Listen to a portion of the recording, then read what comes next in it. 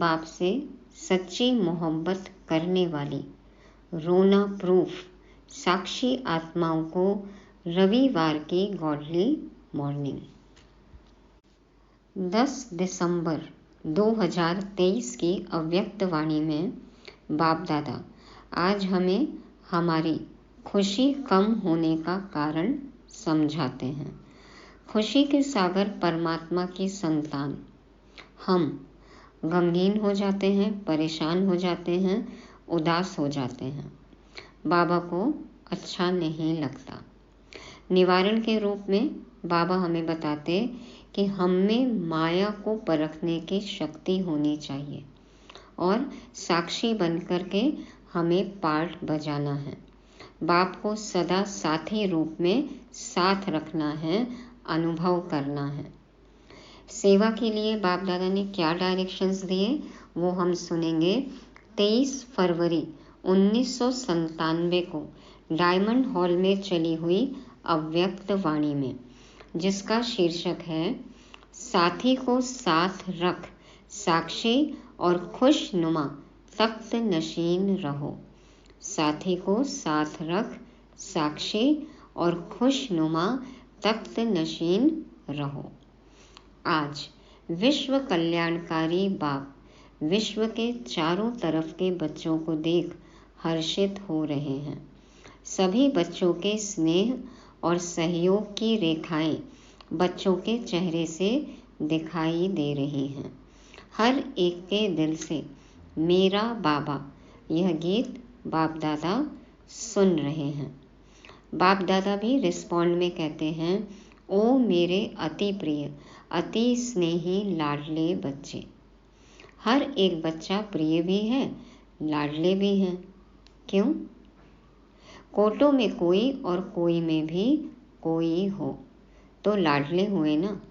तो बाप दादा भी लाडले बच्चों को देख खुश होते हैं।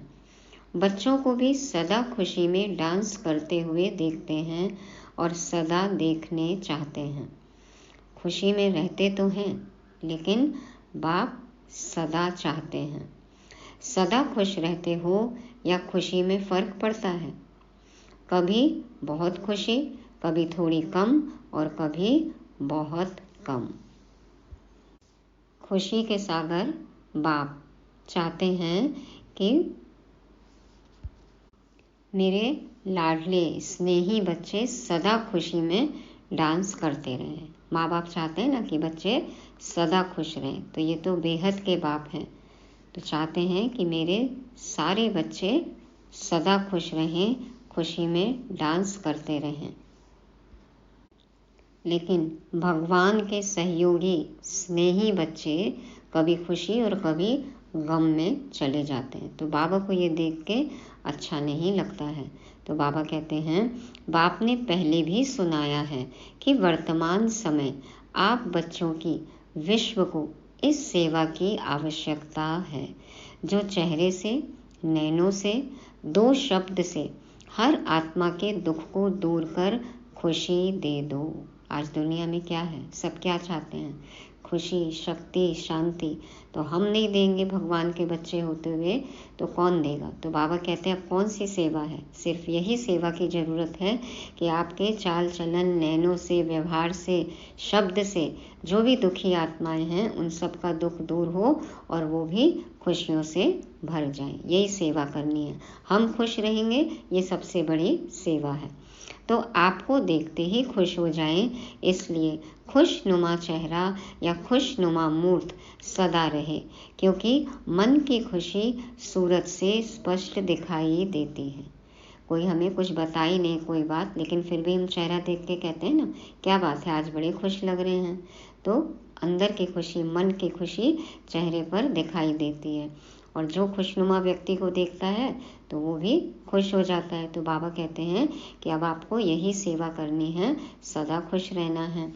कितना भी कोई भटकता हुआ परेशान दुख की लहर में आए, खुशी में रहना असंभव भी समझते हों, लेकिन आपके सामने आते ही आपकी मूर्त, आपकी वृत्ति, आपकी दृष्टि आत्मा को परिवर्तन कर ले।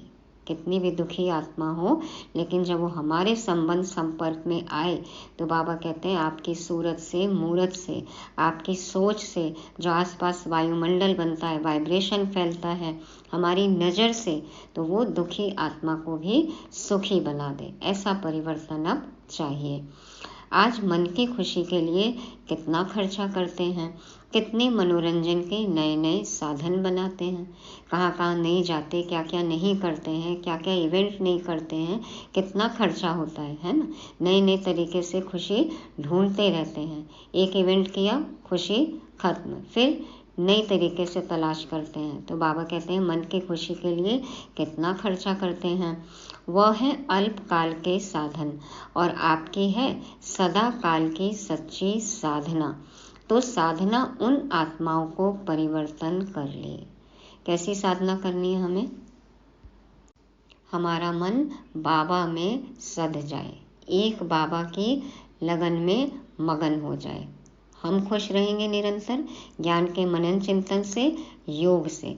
बाबा कहते हैं ये है सच्ची साधना, सदा काल की सच्ची साधना। और ऐसी साधना जब हम करेंगे तो उन आत्माओं में भी ऑटोमेटिक परिवर्तन हो जाएगा।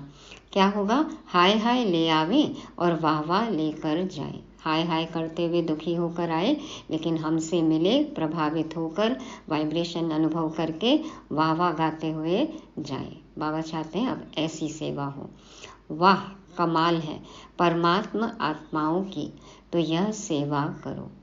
उनके मुख से निकले कि आप बच्चों की, भगवान के बच्चों की, परमात्मा आत्माओं की कमाल है कि आप भगवान के बच्चों से मिले। जो आप कहते हैं कि हमको भगवान मिला है, ये खुशी हमसे दिखाई दे।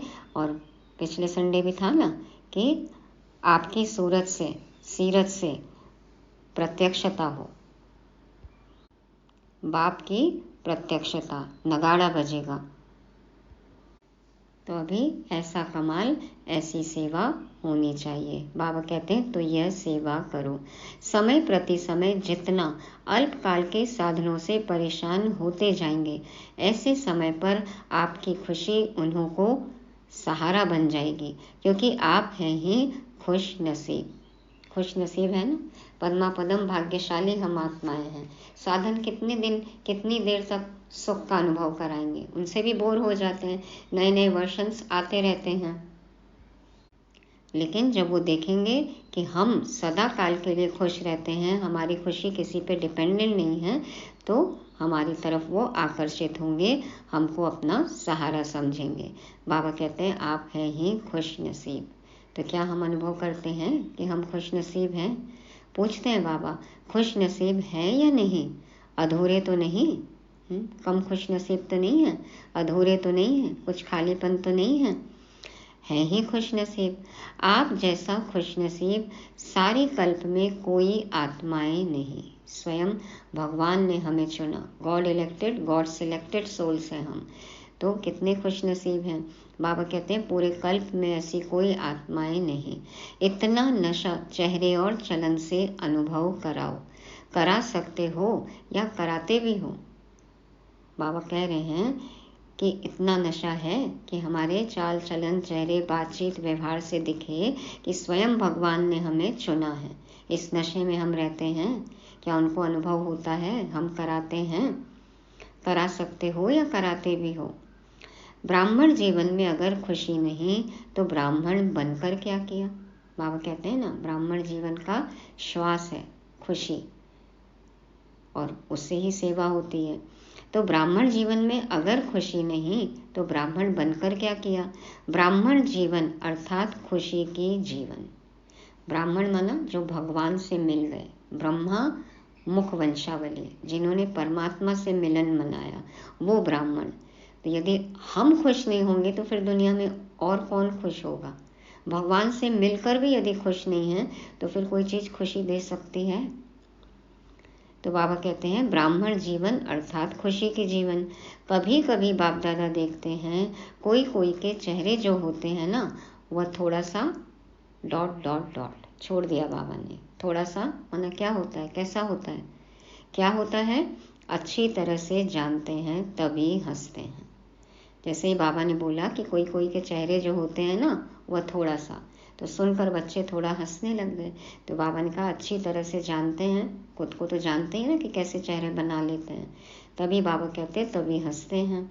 तो बाप दादा को ऐसा चेहरा देख रहम भी आता और थोड़ा सा आश्चर्य भी लगता, दया भी आएगी ना। सोचेंगे मेरे बच्चे इतनी प्राप्तियां, इतने खुश नसीब हैं, फिर भी उदास हैं। तो रहम भी आएगा और आश्चर्य भी होगा कि किस कमी का अनुभव करते हैं। तो देखो भगवान को भी हम आश्चर्य में डाल देते हैं।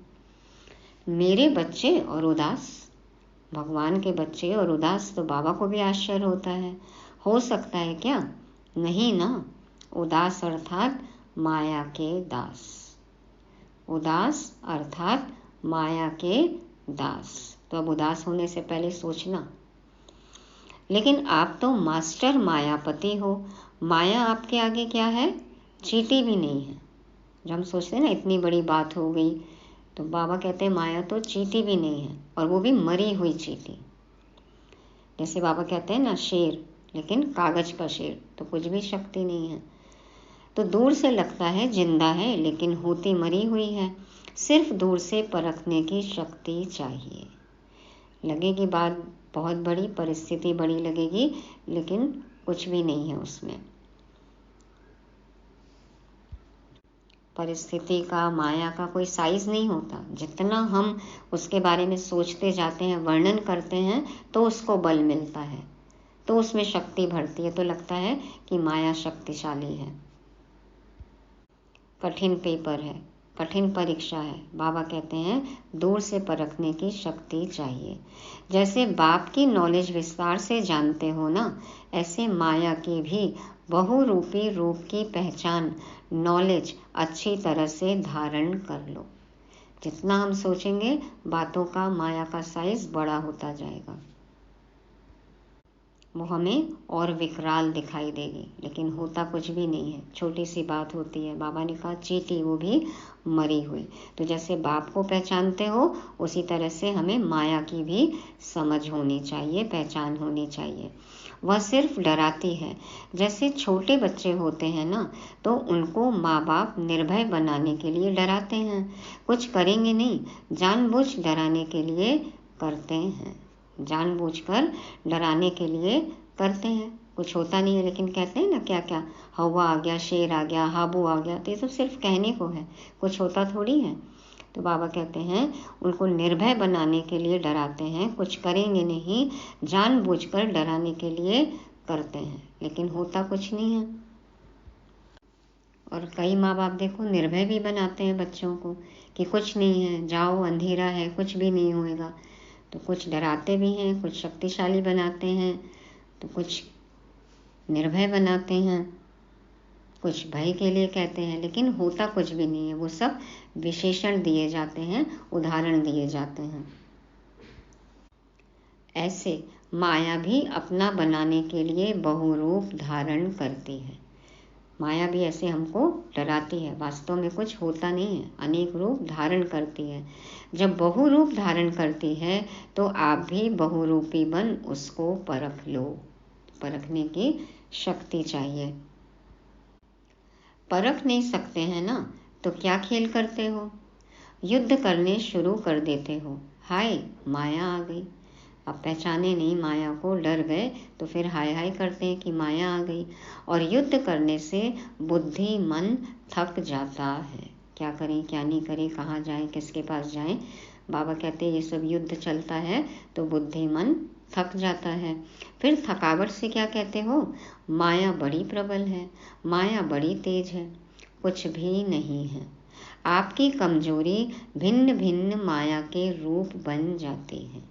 वास्तव में क्या है? हमारी कमी, कमजोरी, हमारे पुराने स्वभाव संस्कार, ये माया है। बाबा कहते हैं वही भिन्न भिन्न रूप से आती है। तो बाप दादा सदा हर एक बच्चे को खुश नसीब के नशे में, खुशनुमा चेहरे में और खुशी की खुराक से तंदुरुस्त और सदा खुशी के खजानों से संपन्न देखने चाहते हैं। माँ बाप चाहते हैं ना कि हमारा बच्चा तंदुरुस्त हो, तो बाबा भी हमें तंदुरुस्त, मन दुरुस्त, तो खुशी की खुराक से तंदुरुस्त और मन दुरुस्त होगा। तो सदा खुशी के खजाने से हमें संपन्न देखना चाहते हैं। जीवन में चाहिए क्या? क्या चाहिए जीवन में? आज पूरी दुनिया क्या चाहती है? खुराक और खजाना। यही चाहिए, लौकिक में भी यही चाहिए। अच्छा खाना पीना चाहिए, जीवन स्तर अच्छा चाहिए, धन धान्य वैभव चाहिए, सुख चाहिए, समृद्धि चाहिए, तो खुराक और खजाना यही चाहिए। और क्या चाहिए? तो आपके पास खुशी की खुराक है या स्टॉक कभी खत्म हो जाता है? खुशी का खजाना अखुट है। खुशी का खजाना अखुट है, कभी भी खत्म होने वाला नहीं है। अखुट है ना? और जितना खर्चो उतना बढ़े। स्थूल धन तो आप खर्च करोगे तो घटता है, और ये रूहानी खजाने ऐसे हैं कि जितना खर्च करो उतना बढ़ेगा। अगर और कोई भी पुरुषार्थ नहीं करो, सिर्फ एक लक्ष्य रखो, कुछ भी हो जाए, चाहे अपने मन के स्थिति द्वारा, चाहे कोई अन्य आत्माओं द्वारा, चाहे प्रकृति द्वारा, चाहे वायुमंडल द्वारा, कुछ भी हो जाए, मुझे खुशी नहीं छोड़नी है। सिर्फ ये एक लाइन गांठ बांध लें कि मुझे खुशी नहीं छोड़नी है, चाहे कुछ भी हो जाए, no matter what. I will be happy, I am happy always.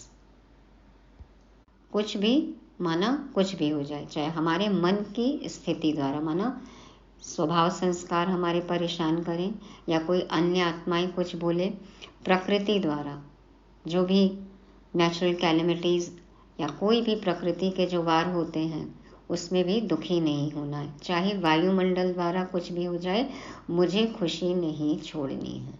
परिस्थिति कैसी भी हो, लेकिन मुझे खुशी नहीं छोड़नी है। यह तो सहज पुरुषार्थ है ना, या खुशी खिसक जाती है? सहज है या कभी कभी मुश्किल है? सदा खुश रहना सहज है या मुश्किल है? दृढ़ संकल्प रखो और बातों को भूल जाओ। सिर्फ ये लाइन याद रहे, इसी धारणा में रहना है। बाबा कहते हैं बातों को भूल जाओ, एक ही बात पक्की रखो। एक ही बात पक्की रखो। कौन सी बात?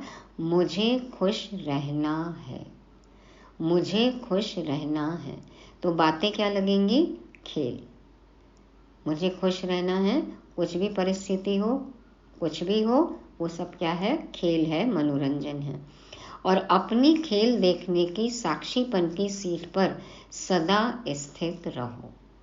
खेल कैसे देखते हैं? सीट पर सेट होकर ना, सीट पर बैठकर।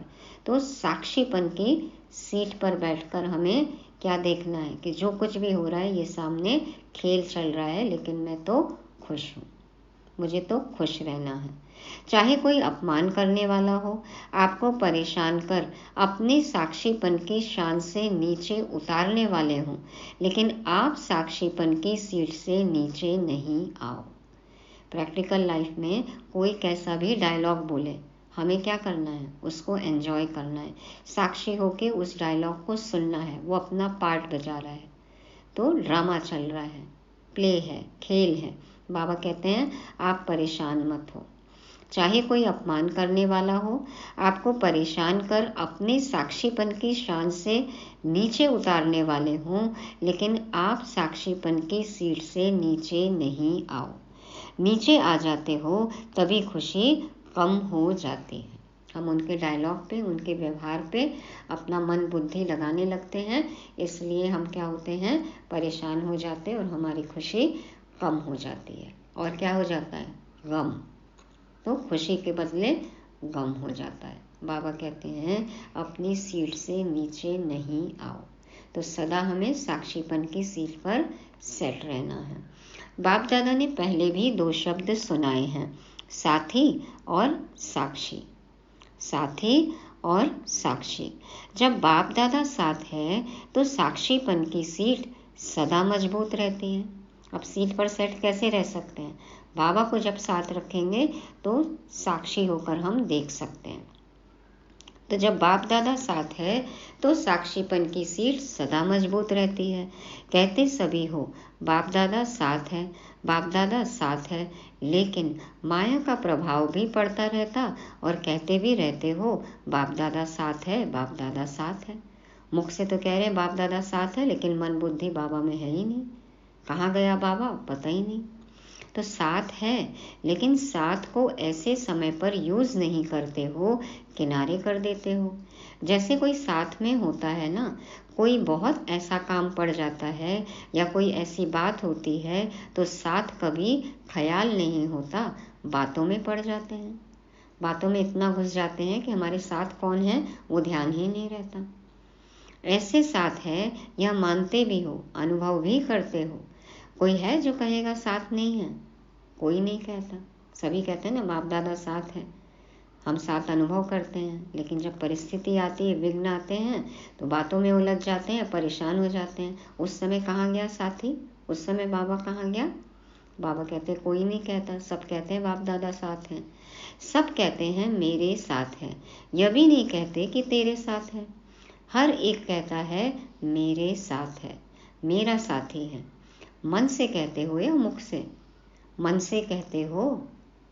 पूछ रहे बाबा, मन से कहते हो या खाली कहने को कहते हो मुख से? खाली शब्द भी है या फिर अनुभव भी करते हो? तो बाप दादा तो खेल देखते हैं। बाप साथ बैठे हैं और आप अपनी परिस्थिति में उसको सामना करने में इतना मस्त हो जाते हैं जो देखते नहीं हैं कि साथ में कौन है। बातों में इतने गुम हो जाते हैं कि साथ में कौन है ये भी ध्यान नहीं रहता। तो बाप भी क्या करते? बाप भी साथी से साक्षी बनकर खेल देखते हैं। बाबा साथ में तो है, लेकिन बाबा फिर साक्षी बनकर खेल देखते रहते हैं बच्चों का, कि घुसने दो इनको परिस्थिति में। जब याद आएगा कि मैं साथ में हूँ, मुझे यूज़ करेंगे, तब मैं अपना काम करूँगा। तो बाबा भी साक्षी हो जाते हैं। ऐसे तो नहीं करो ना। जब साथी कहते हो तो साथ तो निभाओ, किनारा क्यों करते हो? बाबा के साइड में हम छोड़ देते हैं बाबा को। बाबा एक साइड में खड़े होकर देखते रहते हैं कि इनको भी निपटने दो समस्याओं से, देखते हैं कब मेरी याद आती है। तो बाबा कहते हैं कि जब साथी कहते हो तो साथ तो निभाओ, किनारा क्यों करते हो? बाप को अच्छा नहीं लगता। देखो, हम बाबा को अपसेट कर देते हैं। हाँ, बाबा को अच्छा नहीं लगता, बाबा को आश्चर्य होता है, बाबा को रहम आता है, बाबा को नहीं अच्छा लगता। बाबा आज देखो अपने दिल की बात शेयर कर रहे हैं कि जब आप मुझे साइड में कर देते हो तो मुझे अच्छा नहीं लगता है। बाप यही शुभ आशा रखते हैं और है भी कि एक एक बच्चा स्वराज्य अधिकारी सो विश्व अधिकारी है।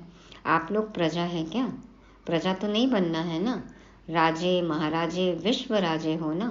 प्रजा बनाने वाले हो, प्रजा बनने वाले नहीं हो। राजा बनने वाले, प्रजा बनाने वाले हो। तो राजा कहाँ बैठता है? तख्त पर बैठता है ना।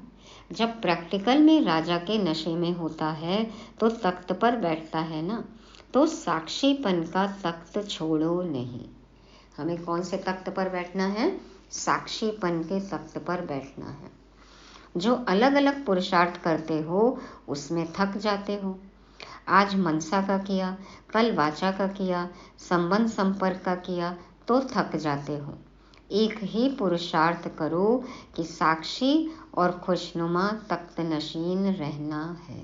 सिर्फ एक ही पुरुषार्थ कि मैं साक्षी आत्मा हूँ और सदा खुशनुमा हूँ। तो साक्षी और खुशनुमा तख्त नशीन रहना है। यह तख्त कभी नहीं छोड़ना है।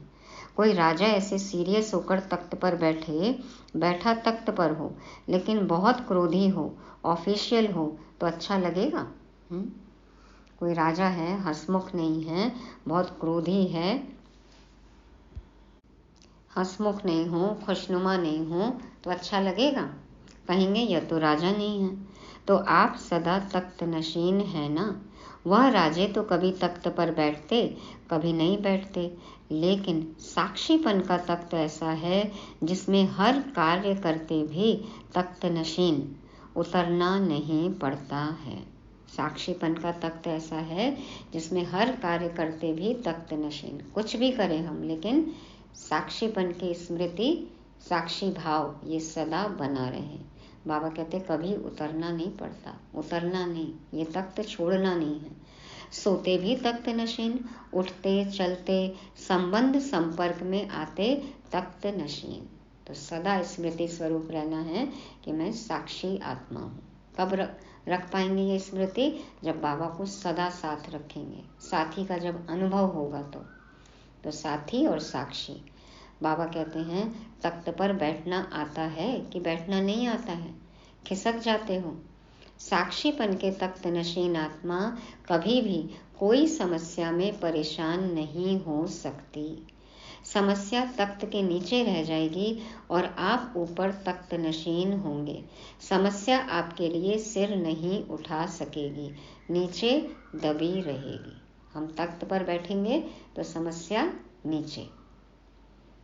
बाबा कहते हैं समस्या सिर नहीं उठा सकेगी, दबी रह जाएगी नीचे, आपको परेशान नहीं करेगी। और कोई को भी दबा दो तो अंदर ही अंदर खत्म हो जाएगा ना। किसी को कहीं बिठा दो किसी संदूक के अंदर तो दम घुट जाएगा ना। दबा दो, नीचे दबा दिया तो अंदर ही अंदर खत्म हो जाएगी। समस्या को दबा दो तो समस्या खत्म हो जाएगी। तो बाप दादा को ऐसे समय पर आश्चर्य लगता है। आप नहीं आश्चर्य करना, अपने पर भले करना, दूसरे पर नहीं करना। अपने पर आश्चर्य करो कि देखो हम कैसे तख्त से उतर गए, कैसे समस्या हमें बड़ी लग रही है, कैसे हम भूल गए। बाबा कहते हैं खुद पर आश्चर्य करो, दूसरे पर नहीं करना, क्योंकि उसको भी तो साक्षी होकर देखना है ना। खुद के लिए भी साक्षी और दूसरा भी जो कुछ कर रहा है उसके लिए साक्षी भाव। साक्षी होकर ही तो खेल देखना है। तो बाबा कहते हैं दूसरे पर नहीं करना, अपने पर करना। अब ये नहीं कि बार बार तख्त से उतर रहे हैं और खुद ही सोचे कि हम भी साक्षी होकर देख रहे हैं। उस तरफ तो अटेंशन देना है ना हमें कि क्यों हम सीट से उतर जाते हैं। तो पुरुषार्थ करना है, ये नहीं कि हम भी अपना पार्ट साक्षी होकर देखने लग गए। ठीक है, पश्चाताप में समय नहीं गंवाना है, लेकिन अटेंशन तो रखना है ना कि हम तख्त नहीं छोड़े। हो गया गलती से तो उसके पश्चाताप में भी समय नहीं गंवाना है। शिक्षा लेकर, याद रखकर आगे बढ़ना है कि वो गलती दोबारा ना हो। ये नहीं कि एक ही गलती बार बार कर रहे हैं और साक्षी होकर खुद को ही देख रहे हैं और गलती दोहराए जा रहे हैं, ऐसे नहीं। तो बाबा कहते हैं कि अपने पर भले करना, दूसरे पर नहीं करना। आश्चर्य, तो आश्चर्य लगता है कि यह मेरे बच्चे क्या कर रहे हैं, तख्त से उतर रहे हैं। जब तख्त नशीन रहने के संस्कार अब से ही डालेंगे तब विश्व के तख्त पर भी बैठेंगे। सिंहासन पर, तख्त पर बैठने की आदत भी तो होनी चाहिए। यहाँ सदा काल तख्त नशीन नहीं होंगे तो वहाँ भी सदा अर्थात जितना समय फुल है उतना समय नहीं बैठ सकेंगे। फिर कुछ जन्मों के लिए ही राजाई मिलेगी। पूरी राजाई लेनी है तो यहाँ पे सदा तख्त नशीन। बाबा कहते हैं संस्कार सब अभी भरने हैं, फिर वही भरे हुए संस्कार सतयुग में कार्य करेंगे। रॉयल्टी के संस्कार अभी से भरने हैं। ऐसे नहीं सोचना कि अभी कुछ समय तो पड़ा है, इतने में विनाश तो होना नहीं है। यह नहीं सोचना। विनाश होना है अचानक। अचानक आपका विनाश कब हो जाए, खुद का कब शरीर छूट जाए पता नहीं ना। तो विनाश होना है अचानक। पूछ कर नहीं आएगा कि हाँ तैयार हो, सब अचानक होना है। आप लोग भी ब्राह्मण कैसे बने? अचानक ही संदेश मिला, प्रदर्शनी देखी, संपर्क संबंध हुआ, बदल गए। क्या सोचा था कि इस तारीख को ब्राह्मण बनेंगे? किस दिन भगवान ने हमें चुन लिया पता ही नहीं था ना। कैसे हमने भगवान को पहचान लिया, पहले सोचा थोड़ी था, कोई प्लानिंग थोड़ी थी। अचानक ही ब्राह्मण बन गए। तो बाबा बोले अचानक हो गया ना, तो परिवर्तन भी अचानक होना है। आपको पहले माया और ही अलबेला बनाएगी। सोचेंगे हमने तो 2000 सोचा था, वह भी पूरा हो गया, अभी तो थोड़ा रेस्ट कर लो। तो अभी तो 2023 चल रहा है। तो बाबा कहते हैं इस तरह से बहुत विचार आएंगे और अलबेला बनाएगी माया, लेकिन हमें क्या करना है? माया के जाल में, माया के जादू में फंसना नहीं है।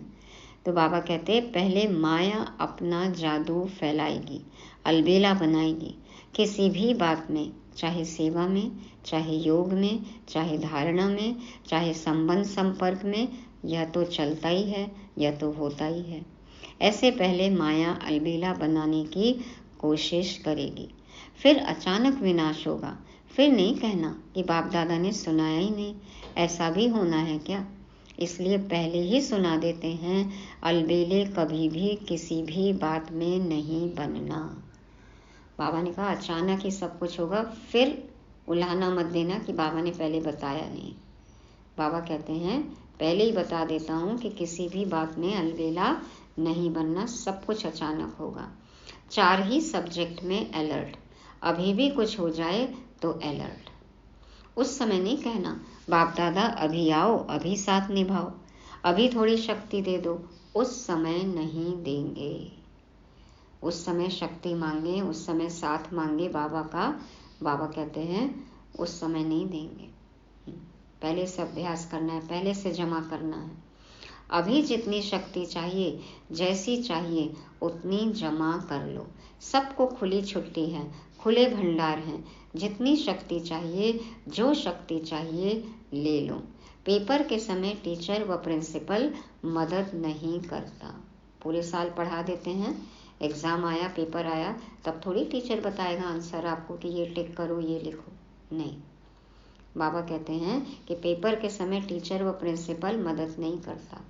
तो बाबा ने तो पढ़ा दिया, बाप के रोल में सबसे पहले लिया है ना, कितना प्यार दिया। फिर टीचर का रोल, पढ़ाई करा दी।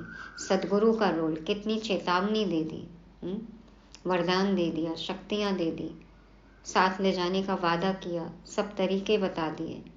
फिर एग्ज़ाम आएगा, पेपर आएगा, उस समय कहें कि आप आके हमको बताओ, शक्ति दो, ये करो, नहीं। बाबा कहते वो रोल तो सब खत्म हो जाएगा। धर्मराज का रोल होगा फिर तो बाबा कहते फिर मदद नहीं मिलेगी। अभी जितना लेना है ले लो, खुली छूट है, भंडारा खुला है। तो अपनी झोली हमें छोटी नहीं करनी है, झोली में छेद भी ना हो। जितना लूटना है लूट लें बाबा को। डबल विदेशी बच्चों को देख बाप को भी डबल खुशी होती है। क्यों होती है? क्योंकि डबल विदेशियों को स्वयं को परिवर्तन करने में डबल मेहनत करनी पड़ी। इसीलिए जब बाप दादा डबल विदेशी बच्चों को देखते हैं तो डबल खुशी होती है। वाह मेरे डबल विदेशी बच्चे, वाह। डबल विदेशी हाथ उठाओ, क्योंकि उनका संस्कार कितना अलग ना। देखो, अपने अपने देश में रहते हुए, अलग संस्कार के होते हुए भी बाबा को पहचाना और बाबा की श्रीमत पालन कर रहे हैं। तो बाबा के फेवरेट बच्चे हैं। तो विश्व के अनेक देशों के करीब 1000 भाई बहन सभा में उपस्थित हैं। तो बाबा कहते वाह, बहुत अच्छा, डबल ताली बजाओ। बाप दादा विदेश की सेवा के समाचार सुनते रहते हैं, देखते भी रहते हैं। रिजल्ट में सेवा का उमंग उत्साह बहुत अच्छा है। सिर्फ कभी कभी अपने ऊपर सेवा का थोड़ा सा बोझ उठा लेते हो। बोझ नहीं उठाओ, बोझ बाप को दे दो। बाप के लिए वह बोझ कुछ भी नहीं है, लेकिन आप सेवा का बोझ उठा लेते हो तो थक जाते हो। सेवा बहुत अच्छी करते हो, सेवा के समय नहीं थकते हो। उस समय बहुत अच्छे चेहरों का फोटो निकालने वाला होता है, लेकिन कोई कोई, बाबा कहते सभी नहीं, कोई कोई सेवा के बाद थोड़ा सा थकावट के चेहरे में दिखाई देते हैं। बाप कहते हैं बोझ उठाते क्यों हो? बोझ उठाएंगे तो थकान होगी ना। तो क्या बोझ उठाना अच्छा लगता है या आदत पड़ी हुई है? बोझ नहीं उठाओ। बोझ तब लगता है जब बाप साथ नहीं है।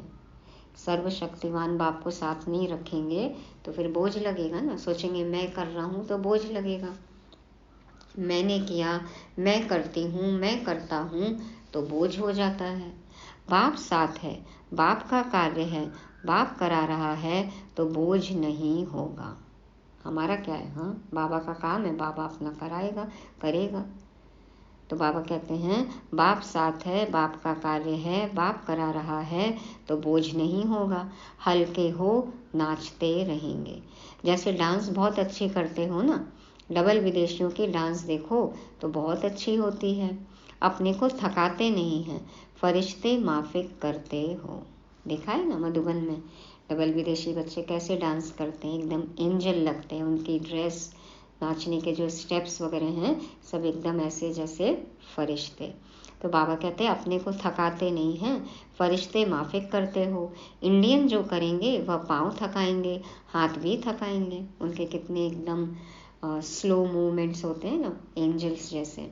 तो बाबा कहते हैं इंडियन जो करते हैं वो तो पाँव थकाते हैं, हाथ थकाते हैं, लेकिन विदेशी डांस भी लाइट करते हो, तो ऐसे सेवा भी एक डांस समझो, खेल समझो, थको नहीं। बाप दादा को वह फोटो अच्छा नहीं लगता है।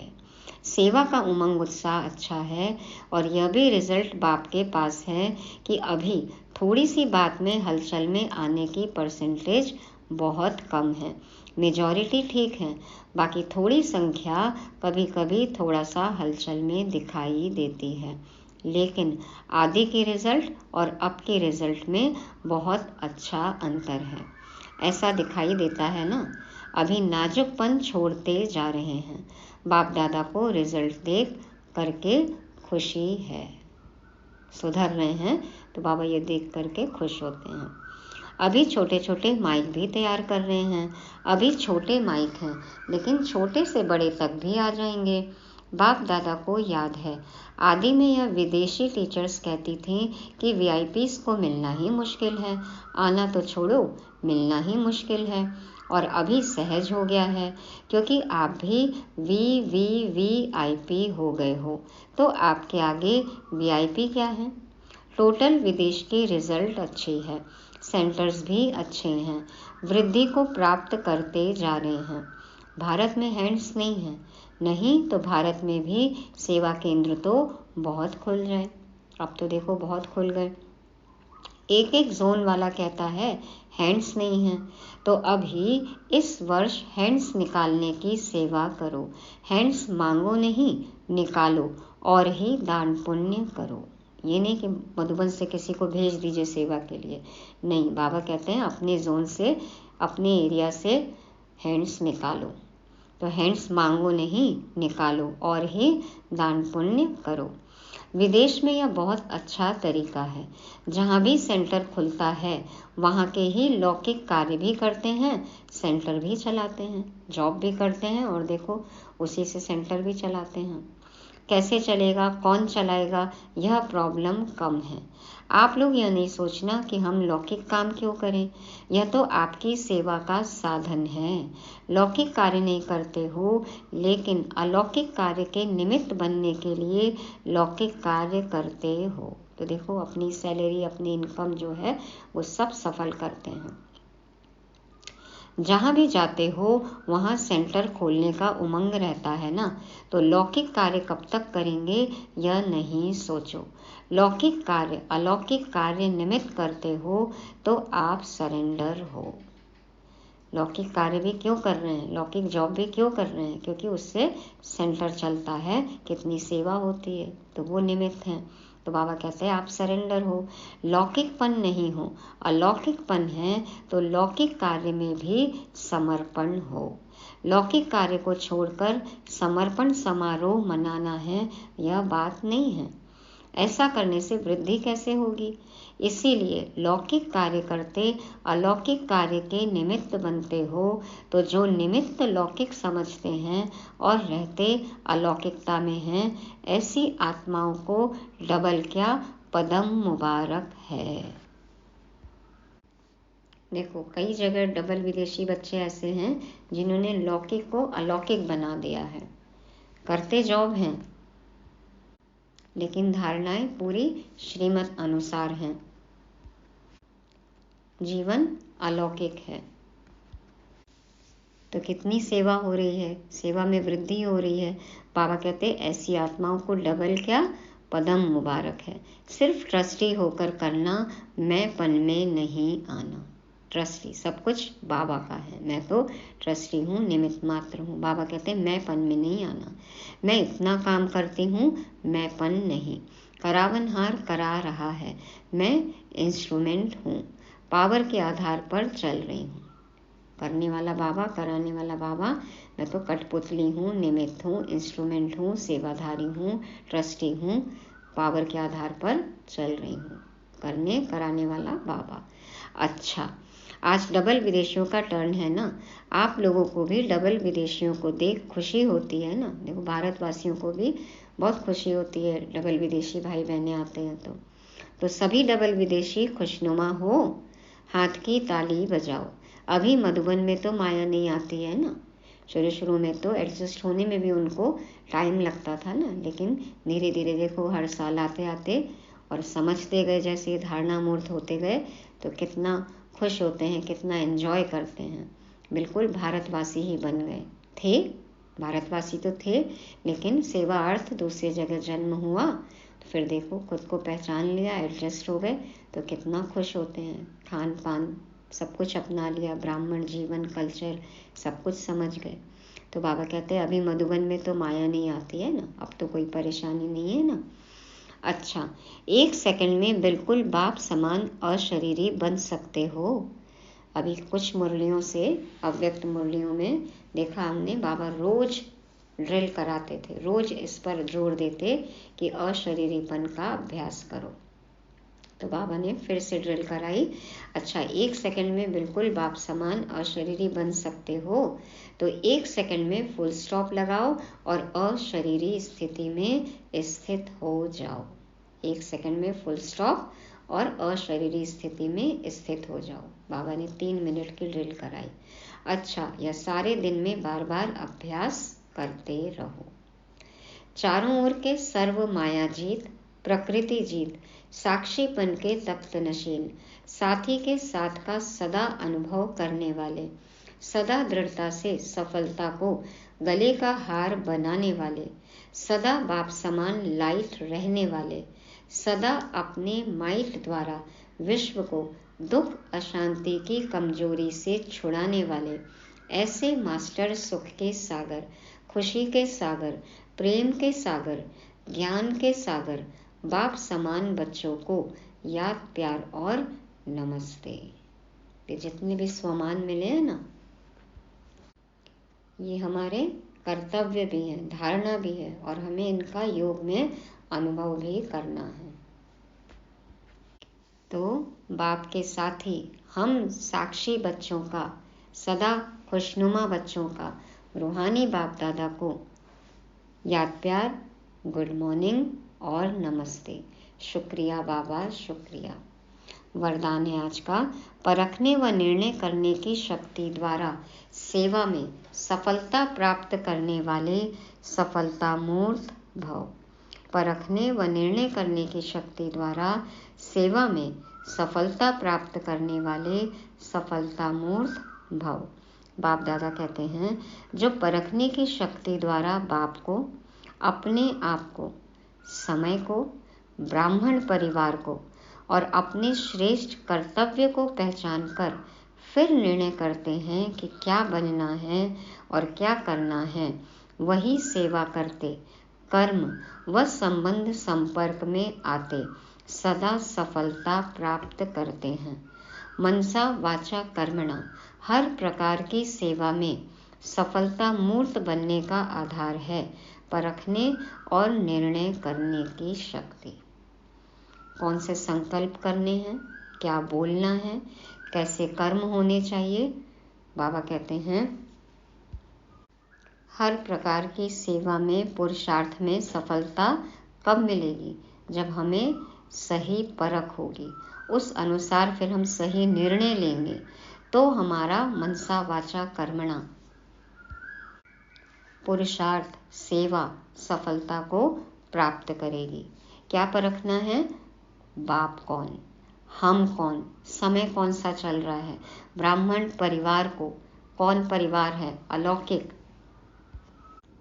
लौकिक, सभी का स्वभाव संस्कार समझना, फिर हमारा कर्तव्य कौन सा हो, कैसे श्रेष्ठ कर्तव्य करें, क्या सही कर्म है, ये सब को समझना, परखना और फिर उस अनुसार निर्णय करना कि अब क्या बनना है, कैसे करना है, क्या करना है। बाबा कहते इस तरीके से जब परख के सही निर्णय लेके कर्म करेंगे, संबंध संपर्क में आएंगे, सेवा करेंगे, तो सफलता मिलेगी। स्लोगन है, ज्ञान योग की लाइट माइट से संपन्न बनो तो किसी भी परिस्थिति को सेकंड में पार कर लेंगे।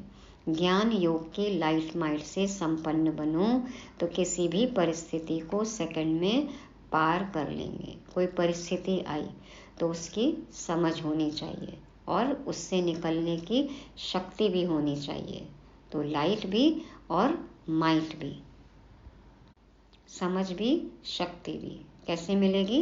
ज्ञान और योग से। तो कोई भी परिस्थिति को हम 1 सेकंड में पार कर सकते हैं। तो समझ हो, सही विधि हो तो सिद्धि तो मिलनी ही है। अभी अव्यक्त मुरली को रिवाइज करेंगे। विश्व कल्याणकारी बाप अपने स्नेही सहयोगी मेरा बाबा का गीत गाने वाले लाडले बच्चों की खुशी को चेक कर रहे थे। हम बच्चे सदा खुश नहीं दिखाई दिए बाबा को, जबकि हम ऐसी खुशनसीब आत्माएं हैं कि जिनका खुशनुमा चेहरा देखकर अन्य आत्माओं को खुशी का अनुभव होना चाहिए। हम उदास मना माया के दास, तो हमें माया को परखने की शक्ति चाहिए। माया तो क्या है? मरी चींटी के समान है। तो सदा साक्षी रहते हुए खुश रहना है, बाप दादा को साथ रखना है, रॉयल्टी का संस्कार भरना है, सदा अलर्ट रहना है। आलस अलबेलेपन का तो मार्जिन है ही नहीं। फरिश्ते माफिक उमंग उत्साह से सेवा करनी है। करण करावनहार बाबा है। हम क्या हैं? ट्रस्टी हैं, इंस्ट्रूमेंट हैं। और परखने और निर्णय करने की शक्ति होगी तो मिलेगी सफलता। और हमें लाइट माइट संपन्न बनना है।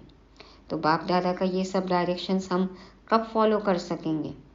जब हमें अशरीरीपन का अभ्यास होगा तब। तो 1 सेकंड में फुल स्टॉप और बन जाओ डॉट, बिंदी। स्वमान है मैं सदा खुशनुमा आत्मा हूँ। मैं सदा खुशनुमा आत्मा हूँ। हमको मिली ऐसी खुशी जो कभी मिलती नहीं, जो कहीं मिलती नहीं। कब? यदि हम बाबा के नहीं बनते तो अब बाबा मिल गया है तो सदा खुश रहना है। ओम शांति।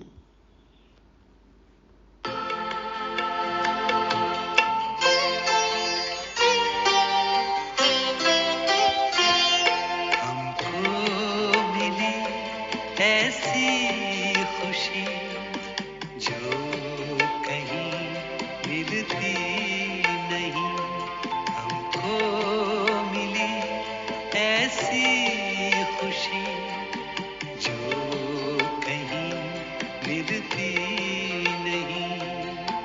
फूल है या ये कली हर बाग में खिलती नहीं, हमको मिली ऐसी खुशी जो कहीं मिलती नहीं, हमको मिली।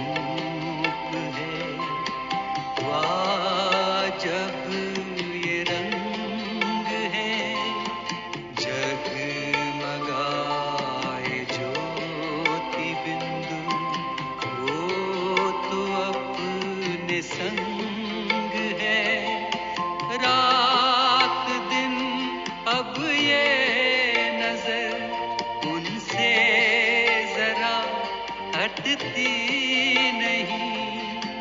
रात दिन अब ये नजर उनसे जरा हटती